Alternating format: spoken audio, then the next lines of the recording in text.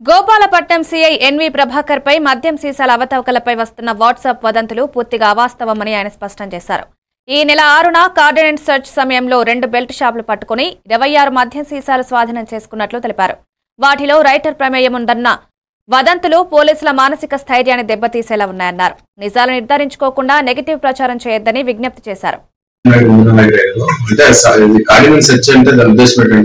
Separate check చేసేసి ఒక specific area మొత్తం అక్కడి నుంచే ఇన్ని ఎగ్జిట్ దారులని మా స్టాఫ్ అక్కడ పెట్టేసి అది కార్డినెన్స్ సెట్ చేయడం జరిగింది. దాంట్లో భాగంగా అక్కడ ఏంటంటే స్పెసిఫిక్ అనుమానిత వ్యక్తులు కానీ లేకపోతే ఇల్లీగల్ లెక్కర్ కానీ గంజా కానీ అలాంటి ఇల్లీగల్ యాక్టివిటీస్ ఫైండ్ అవుట్ చేయడం కోసం కార్డినెన్స్ సెట్ సిపిఎస్ఆర్ రిజిస్ట్రేషన్ తో స్పెసిఫిక్ ఏరియాలో ఒక్కొక్క పోలీస్ స్టేషన్ ఒక్కొక్క ప్రాంతంలో స్పెసిఫిక్ గా చేయడం జరుగుతుంది. అది సర్ప్రైజ్ ఉండదు, ముందుగా ఎటువంటి సమాచారం కూడా వాళ్ళకి ఇవ్వడం జరుగుతుంది.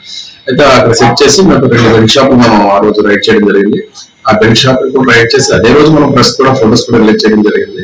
సో దాంట్లో బాటిల్స్ తక్కువ చూపించారని చెప్పి ఒక వార్త అయితే స్క్రోలింగ్ వచ్చింది. స్పెసిఫిక్ ఎవరు చేశారని చెప్పడం కానీ ఒక టైప్డ్ మ్యాటర్ ప్రెస్ గ్రూప్ లో అది స్క్రోల్ చేయడం జరిగింది. అది పూర్తిగా అవాస్తవాన్ని అదే రోజు మనం పట్టుకున్న రోజు మరుసటి రోజు ఆ రోజు న్యూస్ ఇవ్వడం జరిగింది. మరుసటి రోజు పేపర్లో కూడా రావడం జరిగింది. ఆ ఎన్ని బాటిల్ ఉన్న ఇంటర్లో పేపర్ ఫోటో కూడా వచ్చింది. సో అది పూర్తిగా అవాస్తవం అని చెప్పేసి మీకు తెలియజేస్తామండి.